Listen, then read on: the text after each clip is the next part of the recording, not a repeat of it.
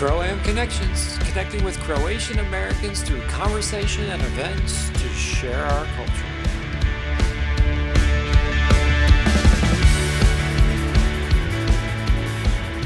Today in our show, we have Zvonko Juratovic, the president of Strossmayer Croatian Picnic Grounds in Vienna, Ohio.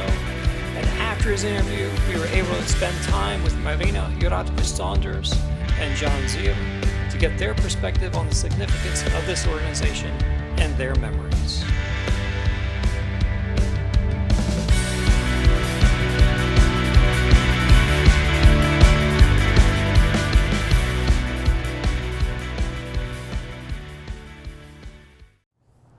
Okay, thank you all for joining us today. Dobro nam došli. Today we're at the Strossmayer Croatian Picnic Grounds in Vienna, Ohio, and we're sitting down to have a conversation with Zvonko Juratovic. Yeah. I'm going to get that right, Zvonko Juratovic, the president of the organization. So welcome, Zvonko. Hvala, thank you. Yeah. Thank you all. Punafal to you. This is great. This is a great, if you haven't been out here to the Strossmayer Picnic Grounds, beautiful picnic grounds in a lovely wooded area. We're going to take some pictures and show you around the area, but we're really excited to be here today and partake and do some activities with you today, so it's going to be fun. The reason we saw you guys put a call out for volunteers to help out, and we're like, hey, let's do this, but we said there's a great story here, so that's why we came out and wanted to talk to you too. Okay. And so we called up, I think Marina, she called us back luckily, so we like, well, that's a win. Not everybody calls back, but we thank you, Marina, for calling back. And so, yeah, we're glad to be here. So before we get into the organization, if we can talk about, if you want to, your family heritage, where you came from in Hrvatska and when you came over, and anything else you want to share with us. I came in this country in 1968 in December. And so my oldest brother was here, and he brought me over. 2 years later, I went back to get married over there in Croatia, and I brought my wife with me. Right away, they gave her a visa in 1 month, and she came with me. We've been here residing in Brookfield, Ohio. Used to live in Poland, Ohio for 5 years till 75. In 75, we moved in Brookfield. We built a house. I've been there since then. We have 3 daughters. Oldest one is going to be about 50, 47, and youngest one is 39. That's actually one that helping me run this place. Marina. Yes. We met her and Marica, and then the oldest one, Christina. Yes. She's supposed to come around, but she has some health problem. Well, you can tell it's a full family engagement. You got a lot of. If you don't have all family support, you will not run it. Because we have quite a bit volunteer. You have to organize them. And some of them come for a while, then leave, and they're not. You get few of them that are very much dedicated to them. It's not. I have some people over there by Bacon. His name is Sam Marosevic. He's from Dalmatia. Not him, his father used to be. And father was from Zagoria. Then Tom Jasnowski, he's Ukrainian and Croatian. His mother is Croatian, father is Ukrainian. And he's with us here. My brother was here, but he's 89-year-old.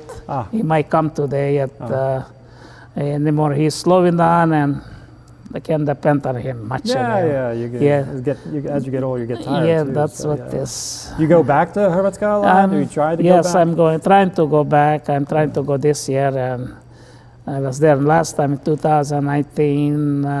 My father passed away in Croatia, and back in 92. And we brought mother over. She lives here with us, with my oldest brother Mirko for 20 years. Then she was with me for 6 years. She lived till she was 100-year-old. Oh, so you have good genes. Yeah, I don't know, I hope. And actually, we are all surprised she lived that long. Because she got married when she was 16. Oh, wow. And my oldest brother, she wasn't even 18-year-old. Oh, wow. And working on a farm with horse and buggy. There was no tractors in Croatia. And Croatia was very bad till 60s. From 45 till 60s was bad. Yeah. You were lucky if you have enough money to buy the salt, sugar, and oil. You Yeah. were very lucky if you had that. Yeah, yeah, I remember. And that's what was over there. And back in '60, things start changing. When the Yugoslavia opened, Croatia was part of Yugoslavia, a communist country. Then in '60s, they opened borders to people could go in Germany or Austria or someplace else. Then things start improving since then. And first tractor and farm we had was in 1962. Till then we have horse and buggy, like Amish here, similar to Amish. So only our wagons, they have rubber tires. I remember because well, my parents are really from Bosnia, so when we go back, we're Hrvati od Bosnia, and when we go back, when I went back in the 80s, I saw some of the buggies still. The family had some buggies. That's what it is. And we found out today your supruga Katica is from a nearby town. She's from Mirkopol by Ozel. But also, and my wife Heather's family and Scott's obviously family are from there. So we're neighbors, almost. We're kind of cousins, neighbors, maybe. I don't know. Well, so let's talk about the organization a little bit. Organization, this single society started in 1911. Okay. But they didn't get no charter number until 1923. And there was, in other places, they moved here in 1958. They started building. Actually, this part of it was built sometime then. Then the addition, this kitchen down, and this in the middle after a while. And organization was going very strong. Back in '70, when I used to come here, picnics, they were usually till 10 or 11 in the evenings. Oh, wow. Then they start cutting down. Earlier people leave earlier. Now 6, 7 o'clock, if you have anybody left, you're lucky. They all leave early home. And you do not get that many young people to come in. Most are older. Like this year, I'm looking orders of lamb. You have all different last names. You couldn't even recognize who they are because we're open to public. Everybody is welcome. Pay entrance in, and they could walk in and see. And we are today.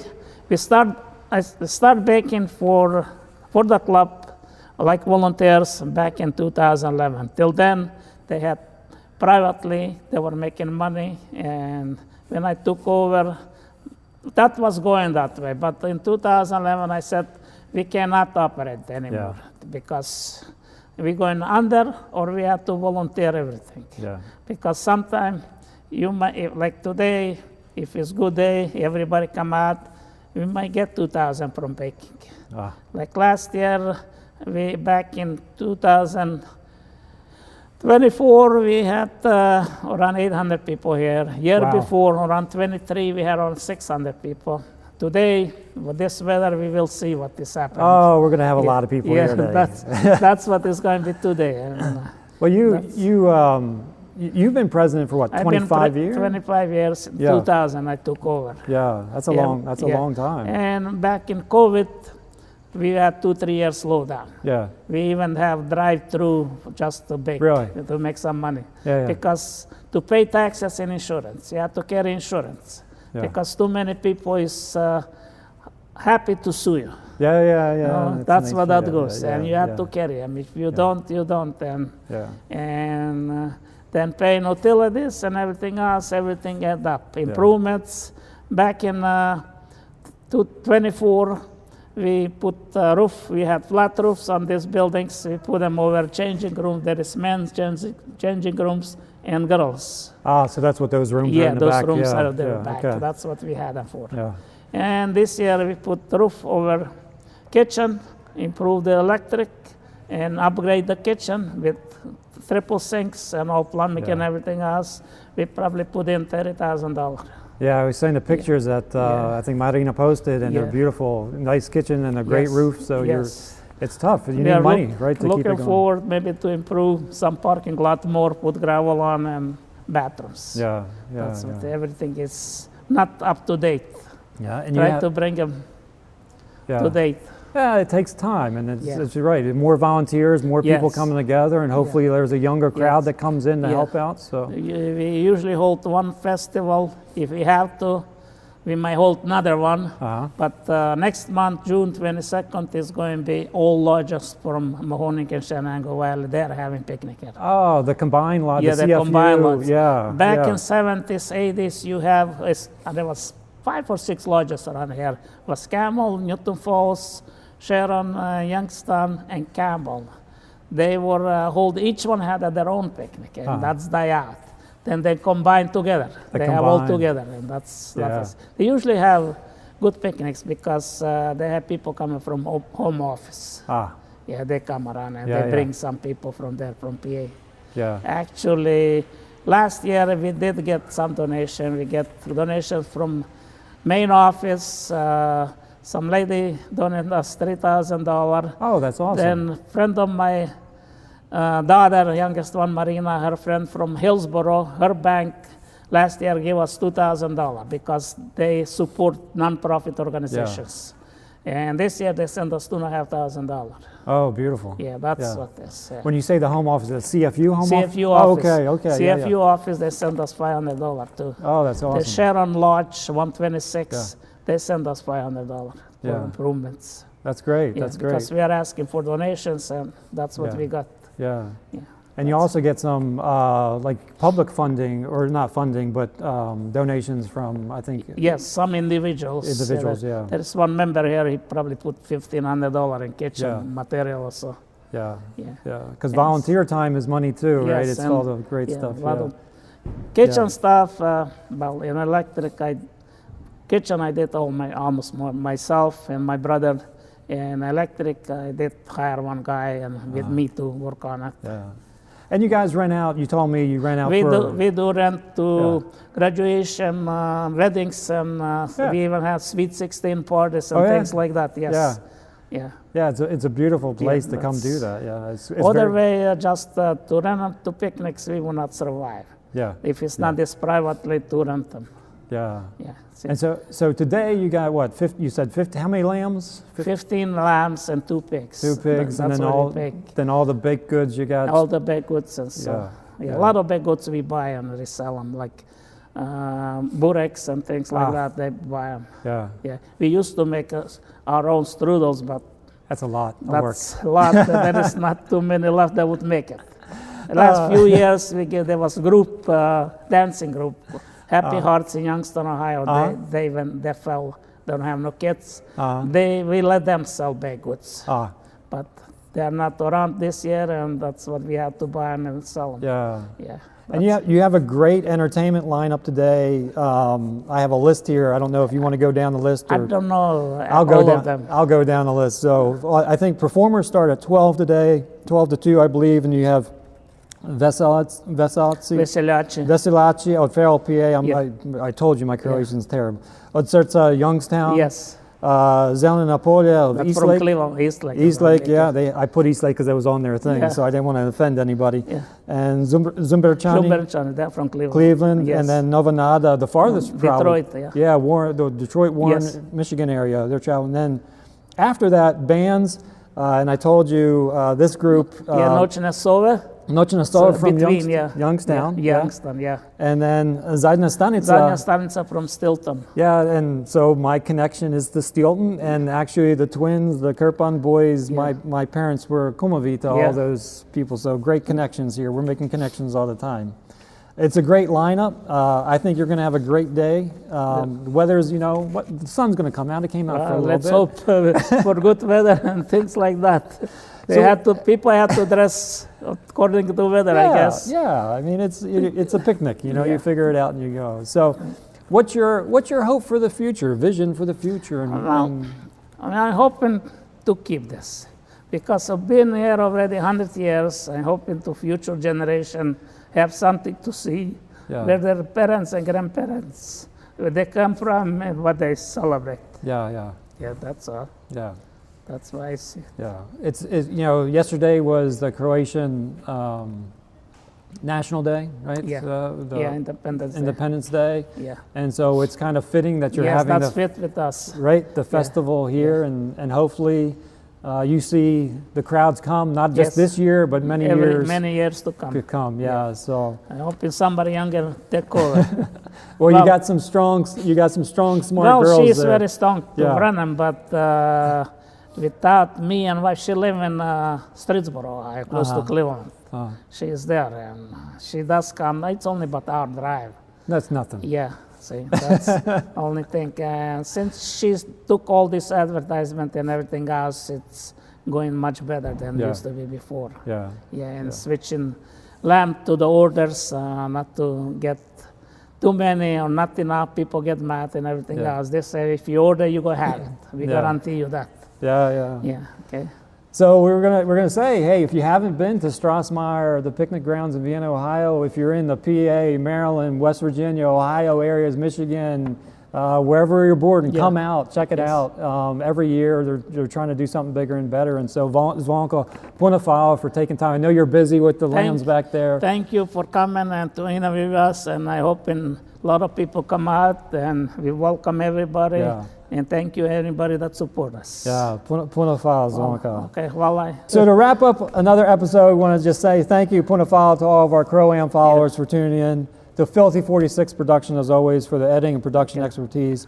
So until next time, Zrile, I want to say something. Yeah. If you miss our celebration to your day, or whatever you call it, picnic, then this next one coming on June 22nd, should be a big one.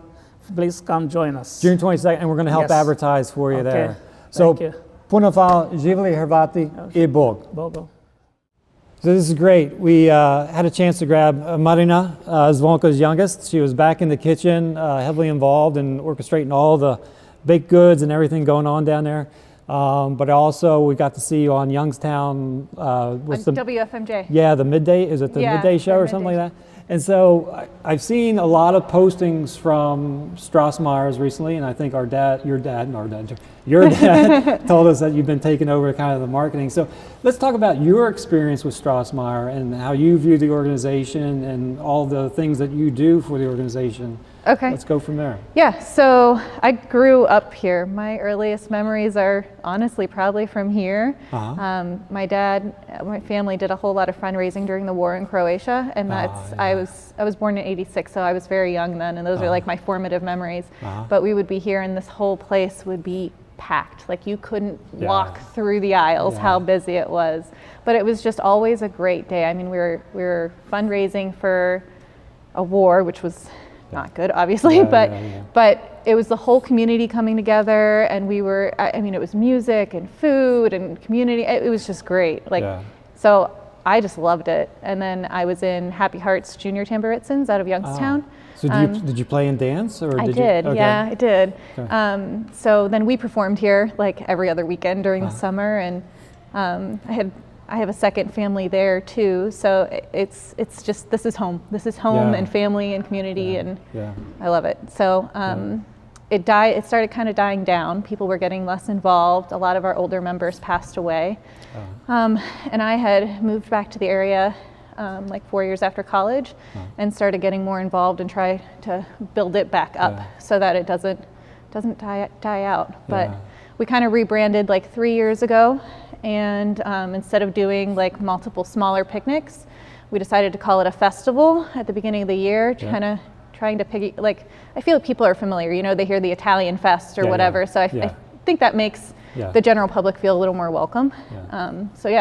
Do one big festival. And this is an all volunteer organization. I mean, 100%. This is a nonprofit organization. We have no one on the payroll. Yeah, no one. And so you got your full-time job plus doing all this, and so that's a lot of work. So how many volunteers do you typically get? Like how many do you need? How many?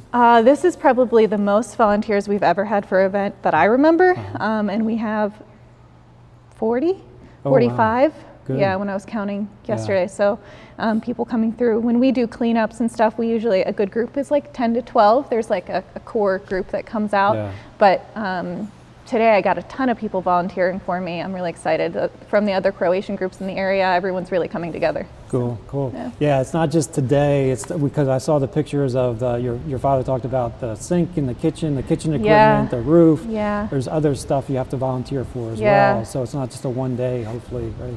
Yeah, and just maintaining. I mean, we shut down during the winter, so there's a lot of cleaning when you open back up, you know. So we asked him what his vision was for, and hopefully more people, more younger folks come in. What's your vision for the? That's good. I don't know what he said. I hope. I don't think you want us to tell you what he said. No, I hope to keep it alive and grow in our success. I would love to one day set up a scholarship program for that's great. like kids of Croatian descent. That's like my long-term goal.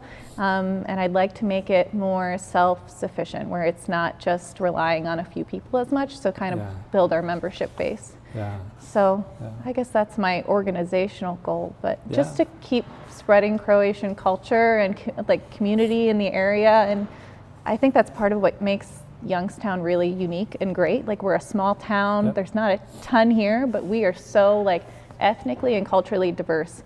I moved away and I felt like I was in a cultural desert. And I wasn't. It's just that I'm so spoiled here. I mean, there's mom and pop restaurants and the food is just like it's fantastic, you know, and you go other places and you can't find that authenticity. And in Youngstown you get it. It's still the second and third generations running it, or further even, and just keeping true to those traditions, I guess. So. Well, you guys are doing a great job. I said it's a full family engagement. I'm sure there's, extended family, right? It's not their true cousins, oh my goodness. But lots of people here I see setting up the parking lot and the kitchen, and the guys in the pig roast and the lamb roast back there. So appreciate your time. I'm glad we could get a little bit of your time today. Yeah. And so we look forward to hopefully getting this out soon and people seeing it. We said it's a great event and great area to host picnics or whatever you guys have available. So thanks again. And we're so appreciative for you guys coming out and giving us some coverage. That's awesome. We're really happy to have you. Yeah.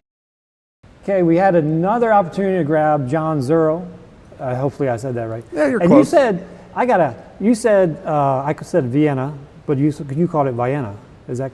Yeah, that name goes back and forth. People. Does it? Yeah. Okay. I won't want to offend anybody. In my opening, I said Vienna. It's Vienna. Vienna. Okay. But some people say Vienna. Yeah. So. Okay, but folks around here say Vienna. Yes. Just so I get that right. Okay, thanks for that. But your dad was a butcher. Yes. And so tell us a little about your father and the history of your family. Well, my dad would come here every Sunday. Lodges would rent this place, and they would ask him to come and cook the lamb and pork on the spit. And it usually started every year, probably around the first Sunday around mid-May. And it would be every Sunday till September, towards the end of the month. And there would be certain days, private things would be here, they would host. But for me, this is going back to like 1970. I don't know the exact year when this first did start or where my dad did start. I know my dad cooked back in the 60s and stuff, and maybe it wasn't here, but I can remember probably from 1970, 71, I was here every Sunday from a little kid, and when I was 9, 10, it was like, hey, grab the wood and start loading the fire, and I kind of stuck with it. So and I helped him until he passed in 1989. And did you guys have a butcher shop in town, or is it local? He was across the state line. This was his little side thing to do, on the weekend. And he was taught by his uncles and stuff from years gone by, and people wanted him to do it, and he did. So, and I don't know how many different lodges there were in this area. I can remember McDonald, Farrell, places, Lodge 66. They're on Vessel Road, and so many different ones would rent this place and to raise funds. And people would just turn out here. Nice. It would start Sundays around noon, and we would probably be here till 6, 7 o'clock at night till everything was done. All the food was cooked and sold, and but people would hang out here till 9, 10, 11 o'clock at night. Bands would be playing, people would dance.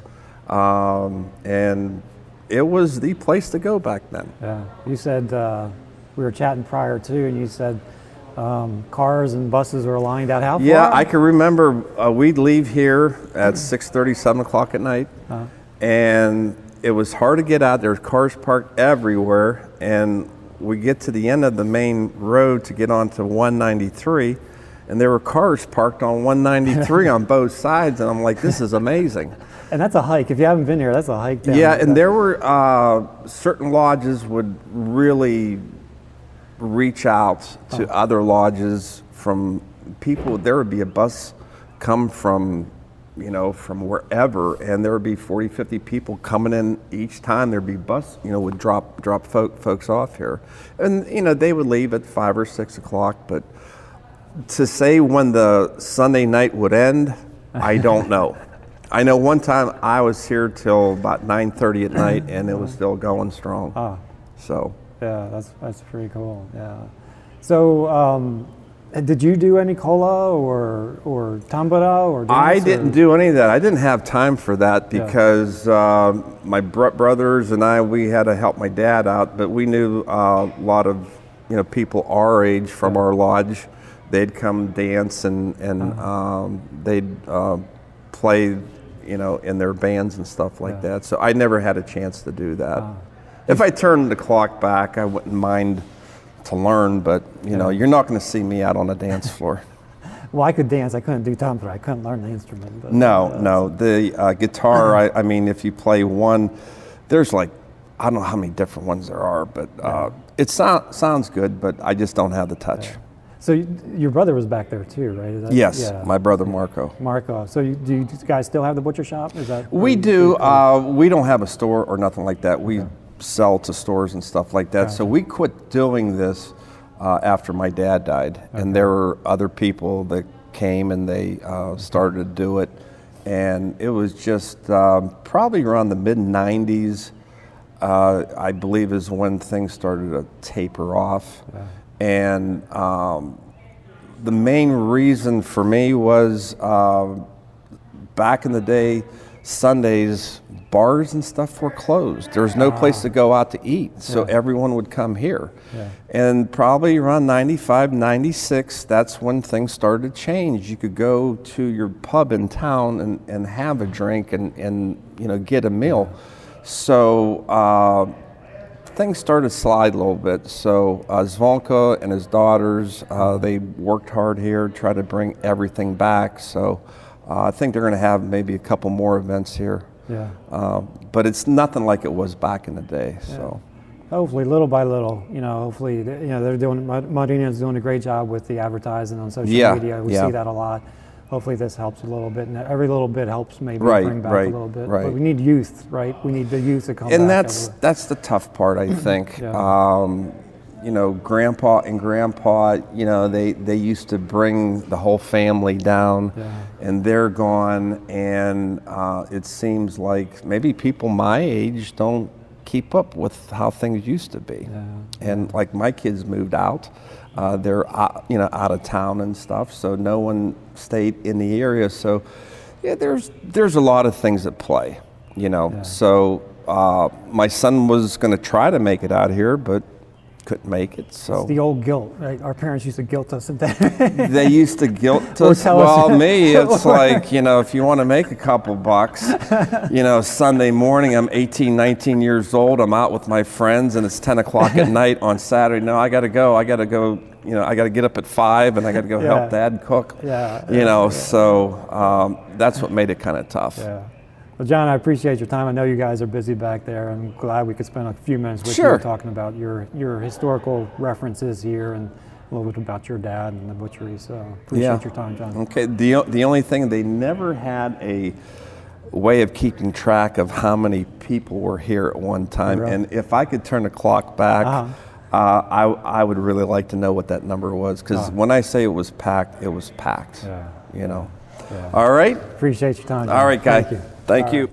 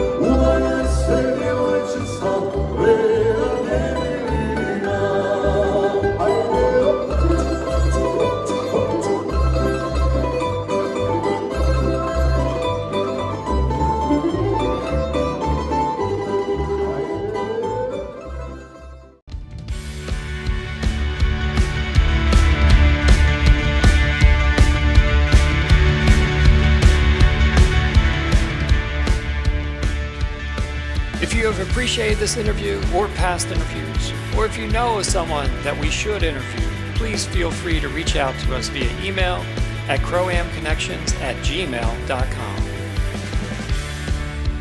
You can listen to our podcast on Spotify, Apple, and other podcast platforms, along with watching us on our YouTube channel or following us on Facebook and Instagram at CRO-AM Connections. And don't forget to like and subscribe, and remember, please support all local and non-local Croatian American events, wherever they are. Thanks and appreciation to Zvonko Juratovic, Marina Saunders, and John Zrile for being our guest, Filthy 46 Productions, and as always, our CRO-AM followers.